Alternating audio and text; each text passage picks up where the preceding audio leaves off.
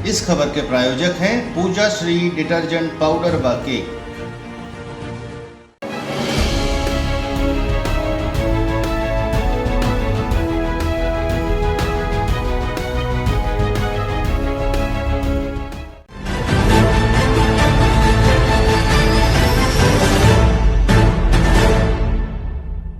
नमस्कार, मैं हूं केशव तिवारी और विशाल खबर के चर्चित चेहरे कार्यक्रम में आज हमारे बीच में भारतीय जनता महिला मोर्चा की महामंत्री प्रियंका बागरी जी उपस्थित हैं। तो प्रियंका जी, बहुत बहुत स्वागत है आपका। धन्यवाद।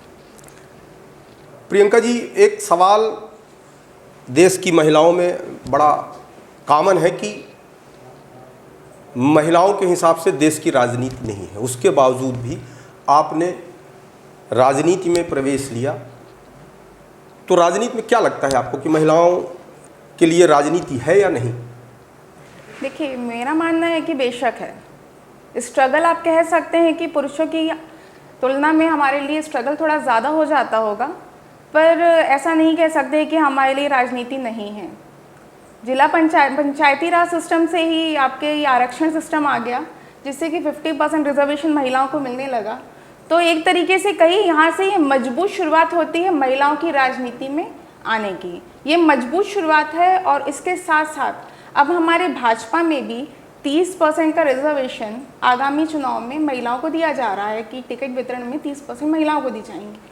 तो मुझे लगता है कि ये महिलाओं के लिए है। और देखिए, अभी आपने एक बात कही कि महिलाओं के लिए रिजर्वेशन हुआ, पंचायती राज में महिलाओं को रिजर्वेशन के माध्यम से उन्हें सरपंच बना दिया गया, पंच बना दिया गया। लेकिन ज़मीनी हकीकत अगर आप देखिए तो आज भी सरपंच महिला है और काम उनके पति, माने एक पद नया सृजित हो गया भारतीय राजनीति में, सरपंच पति। और इस बात से आप भी वाकिफ़ होंगी और इस बात को आप देखती होंगी कि महिला भले सरपंच हो गई है, महिला भले राजनीति में आ गई है, तो या तो उसकी रुचि नहीं है राजनीति में, वो राजनीति करना नहीं चाहती। अब पुरुष महिलाओं को इसलिए आगे उतारता है कि अब पुरुष का पद बचा नहीं, तो इसलिए वो महिलाओं को चुनाव जिता देता है और पूरी राजनीति खुद करता है। तो क्या आप लोगों ने, माने महिला होने के नाते, क्या जितनी भी महिला सरपंच अभी निर्वाचित हुई हैं उनमें कहीं महिला मोर्चा ने कहीं ऐसा प्रयास किया कि नहीं, जो निर्वाचित हैं वही लोग काम करें, पुरुषों की वहाँ पर भूमिका ना हो? देखिए, हमारे पार्टी के माध्यम से तो देखिए महिलाओं को आगे बढ़ाने के लिए कार्य किए ही जा रहे हैं। आपका महिला मोर्चा के माध्यम से जैसे ये लाडली बहना वगैरह का जो कार्यक्रम भी चलाया गया, जिसमें मुझे जिले की प्रभारी बनाया गया था, इसमें हम सरपंचों से भी मिले हैं और जो लाडली बहना हैं जो लाभान्वित हुई हैं उनसे ही मिले हैं। जहाँ तक आप बात करते हैं कि वो सरपंच पति की, इस शब्द की जो आप बात करते हैं, देखिए क्या होता है, हर चीज़ की कहीं ना कहीं से शुरुआत की बात होती है। ठीक है, जिस तरीके से पंचायती राज सिस्टम से महिलाओं को आगे लाया गया है, अब देखिए क्या है कि पहले पर्दा प्रथा काफ़ी ज़्यादा थी, धीरे धीरे वो पर्दा सिस्टम खत्म होता जा रहा है। अगर हम अपने भारतीय संस्कृति की बात करें, हम सिंधु घाटी सभ्यता से बात करते हैं, तो हमारी सभ्यता मात्र सत्तात्मक थी, पितृ नहीं थी। ये धीरे धीरे जब समय आगे चलता गया तब पितृ सत्तात्मक हो गई। लेकिन हम आज की डेट में देखेंगे कि जैसे मैं खुद ही अपने नाम में माँ का नाम यूज़ करती हूँ, प्रियंका रानी बागरी। क्यों? क्योंकि समाज में, हमारे क्षेत्र में, विधानसभा में, आसपास के जिलों में जो राजनीतिक तौर पे और जो फेमस चर्चित चेहरा हमारे घर में, वो मेरी माता जी हैं, तो हम उनके नाम से करते हैं अपना नाम। तो इसमें मेरे पिता को कोई आपत्ति नहीं, ना मेरे पति को कोई आपत्ति है। तो देखिए, समय के साथ साथ परिवर्तन हो रहा है, शुरुआत तो कहीं ना कहीं से करनी पड़ेगी। तो वो महिलाएं आज शुरुआत जो कर रही हैं, वो आगे चलकर वो धीरे धीरे सीख रही हैं, तो पुरुष वहाँ मदद करते हैं। अच्छा, आपने जब राजनीति की आने की सोची तो आपने भारतीय जनता पार्टी का ही चुनाव क्यों किया? देखिए, बात विचारधारा की होती है। हम किसी भी व्यक्ति, समाज, संगठन से तभी जुड़ते हैं जब हमारी विचारधारा उनसे मिलती है। मेरी माताजी और हमारे जो ग्रैंड पेरेंट्स थे वो जनसंघी थे, तो इसीलिए हम, यानी आप ये कह लें कि आपको विचारधारा और राजनीति दोनों मतलब विरासत में मिली। हाँ। रैगांव विधानसभा से आप भी टिकट की दावेदार हैं, कह सकते हैं। मतलब प्रयास आपका भी? हाँ, मैं समाज क्षेत्र में काम कर रही हूँ। अच्छा, पार्टी आपको टिकट क्यों दे? आपने ऐसा क्या किया है कि पार्टी को आपको टिकट देना चाहिए? देखिए, मैं किसी निर्वाचित पद में नहीं रही हूँ, लेकिन मैं अपने स्तर से हम निर्वाचन के बाद भी समाज और देश के लिए और अपने जो निर्वाचन क्षेत्र होता है उसके लिए कार्य करते हैं। मैं निर्वाचित नहीं रही, मेरे पास वो पावर्स नहीं रहे, पर मैं अपने स्तर से जो भी समाज के लिए कर सकती हूँ मैं प्रयासरत रहती हूँ। जैसे कि देखिए, मैं मेरा बेसिक फोकस रहता है हेल्थ के लिए। तो मैंने हेल्थ कैंप भी अभी ऑर्गेनाइज करवा रही हूँ, जो कि मैं बड़े लेवल पे करवा रही हूँ, और नेत्र शिविर कई करवाए। मेरे 10-11 नेत्र शिविर हुए हैं, हज़ारों की संख्या में। काफ़ी लोगों को, मतलब 1000 के 3-4 हज़ार लोगों को उससे लाभ मिला है, और कई लोगों के निःशुल्क ऑपरेशन हुए जो कि गरीब तबके के हैं। तो मैं एक सेवा भाव से कार्य कर रही हूँ। उसके साथ साथ देखिए क्या होता है, लोगों को रोजगार की बात करते युवा, मैं नए रोजगार का सृजन करने में सक्षम नहीं हूँ, लेकिन मैं इस चीज़ में सक्षम हूँ कि जो सरकार की योजनाएं हैं उनका युवा वर्ग कैसे लाभ लेकर अपना एक आय का जरिया बना सकता है। ठीक, मैं इसमें भी कार्य कर रही हूँ। और इसके साथ साथ मैं लड़कियों के लिए भी अपने जो गरीब तबके की लड़कियां रहती हैं, 12वीं के बाद शिक्षा नहीं ले पाती हैं पैसे की कमी के कारण। वैसे सरकार ने उनके लिए भी बहुत ज़्यादा योजनाएं दी हैं। आपका जन अभियान परिषद के माध्यम से भी शिक्षा दी जाती, BA MA कराया जाता है। लेकिन उसके बाद भी अगर मान लीजिए कुछ बच्चों को रुचि नहीं रहती है पढ़ने में, लड़कियों को, तो उनके लिए मैं ज्वेलरी बनाना भी उनको सिखाती हूँ कि अगर वो चाहें तो इसको भी अपना आय का जरिया बना सकती हैं। तो मैंने इस प्रकार से मैं क्षेत्र में जुड़ी हुई हूँ और काम करती रहती हूँ। लोग कहते हैं कि इस तरीके के जो नेत्र शिविर होते हैं, समाज सेवा के जो आयोजन होते हैं, ये 4 साल तक नहीं होते, और जब 5वां साल चुनावी वर्ष आता है तो इस तरीके के आयोजनों की बाढ़ आ जाती है। नहीं, देखिए, तो आपके जो आयोजन है वो क्या इसी तरीके का हिस्सा है या लगातार 5 साल चलते हैं? नहीं, मेरा जो है ये कह सकते हैं कि शुरुआत मैंने काफ़ी देर से की, लेकिन ऐसा नहीं कि मैं समाज सेवा के क्षेत्र में नहीं थी, कार्य नहीं कर रही थी। अपने स्तर पर मैं निःशुल्क जो है इस प्रकार के प्रशिक्षण दे ही रही थी। अब बात यह है कि जब मेरे दिमाग में आया कि मैं ये कर सकती हूँ तो मैंने करना शुरू किया। ये विचार किसी और के दिमाग में भी तो आ सकता था, बिल्कुल, पर आया तो सिर्फ मेरे दिमाग में। तो ये जब विचार आया तब से मैंने ये कार्य करना शुरू कर दिया। अभी हाल ही में आपको महिला मोर्चा का महामंत्री भारतीय जनता पार्टी ने बनाया। आपके अंदर ऐसी क्या काबिलियत थी जिसके कारण आपको महामंत्री बना दिया गया, किसी दूसरे को हटाकर? देखिए, उनका भी कार्यकाल पूरा हो गया था। ऐसा है कि किसी के जाने के बाद ही दूसरा आता है, और परिवर्तन तो चलता रहता है। कोई एक व्यक्ति निश्चित नहीं रहता है कि बना रहेगा। अध्यक्ष भी आते हैं, बदलते हैं। उसी प्रकार से महामंत्री थी जो पहले की वो थी और मैं बनी। और मैं, अगर आप मेरी काबिलियत की बात करें कि मैं उच्च शिक्षित हूँ, ठीक, अगर आप एजुकेशन देखें, मैं एक उसी बैकग्राउंड से बिलोंग भी करती हूँ, और मैं समाज से जुड़ी हुई हूँ, समाज में काम कर रही हूँ अपने स्तर पे जितना भी हो सकता है। मैं लोगों के बीच में रहती हूँ, मेरी प्रेजेंस रहती है। और इसके साथ साथ मैं यूनिवर्सिटी में पढ़ाती भी हूँ, तो वहाँ पे भी मेरा बच्चों से इंटरेक्शन होता है। तो ये सारी चीज़ें हैं। यदि आपको रैगांव विधानसभा से टिकट मिली तो जनता को आप कौन सा विजन दिखाने वाली हैं? क्योंकि सतना जिले का अगर सबसे अविकसित इलाका कोई रहा तो मुझे ऐसा लगता है रैगांव विधानसभा ही रहा, और आप इस बात से सहमत भी होंगी। और आश्चर्यजनक और मज़ेदार बात यह है कि रैगांव विधानसभा से अभी तक वर्तमान विधायक को छोड़ दिया जाए तो 2 दशक तक भारतीय जनता पार्टी के नेता ने ही प्रतिनिधित्व किया। भारतीय जनता पार्टी ने उन्हें एक बार मंत्री भी बनाया। लेकिन अगर हम विकास की बात करें तो विकास से कोसों नहीं, मुझे लगता है कि इसके आगे का भी अगर कोई शब्द होता है तो वहाँ वो शब्द लागू होता है रैगांव के लिए। तो यदि आपको टिकट मिलती है तो रैगांव की जनता के सामने आप विकास का क्या मॉडल रखने वाली हैं? क्या है कुछ ऐसी कोई योजना आपके पास? जी ज़रूर।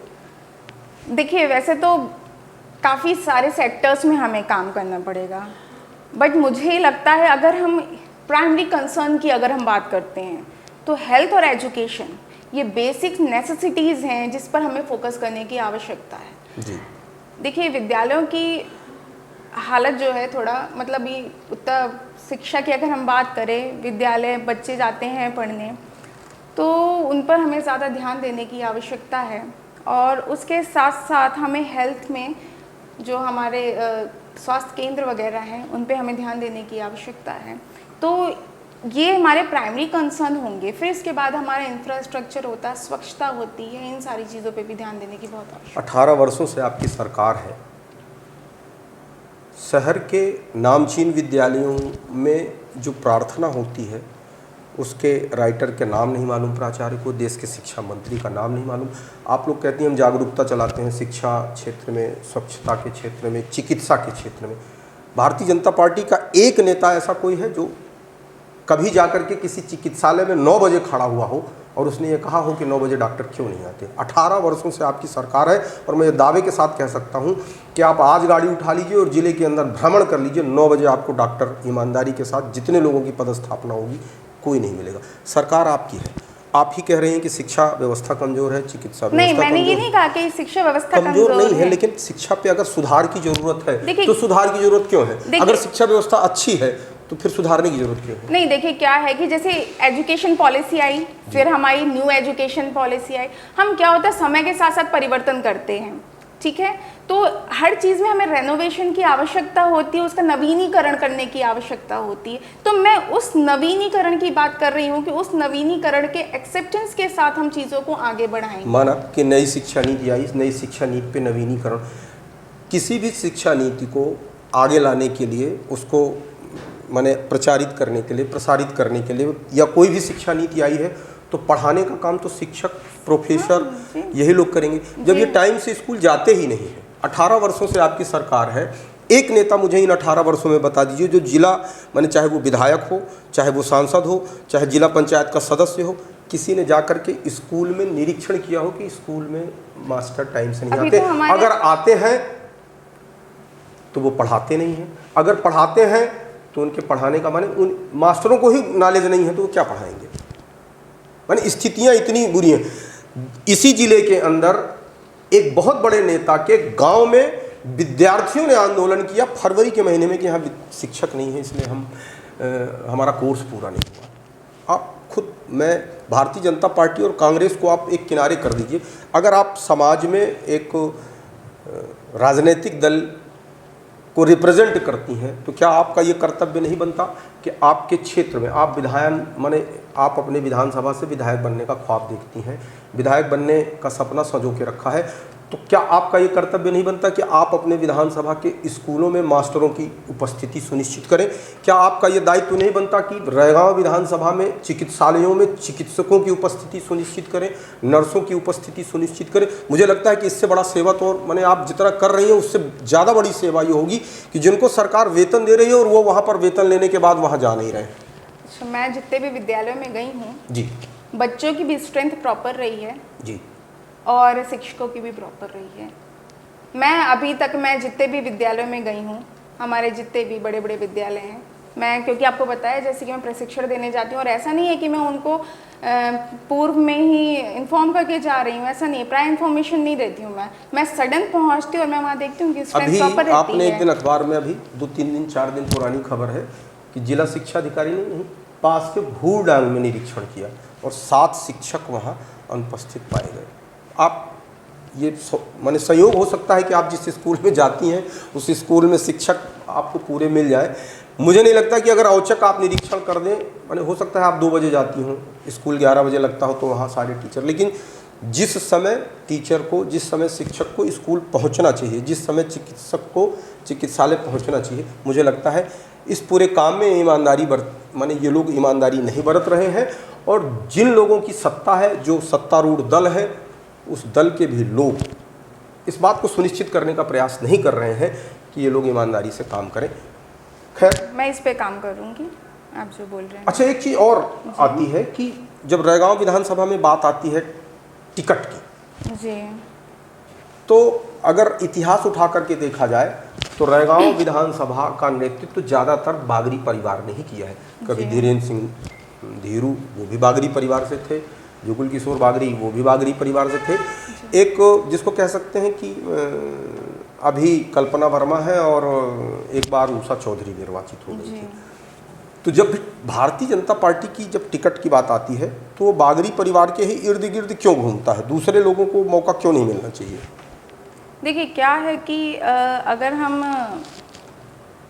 रेशियो देखें, कास्ट सिस्टम की अगर हम बात करते हैं तो हमारे सवर्ण की अधिकता है, मोर देन 50% जो है हमारे यहाँ जनरल है जी।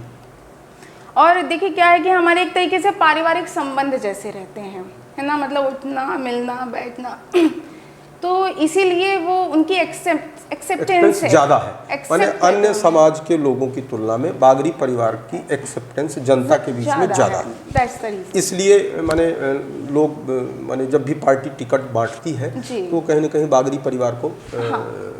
प्रेफरेंस देती है। जी भारतीय जनता पार्टी में जुगल किशोर बागरी जी के निधन के बाद एक उपचुनाव हुआ, जी। उसमें पूरी पार्टी ने माने पूरी सरकार ने पूरी ताकत लगाई, जी। उसके बाद भी भारतीय जनता पार्टी चुनाव हार गई। जी। अब 2023 में फिर विधानसभा चुनाव है, क्या लगता है आपको कि भारतीय जनता पार्टी का क्या हश्र होगा रैगांव विधानसभा में?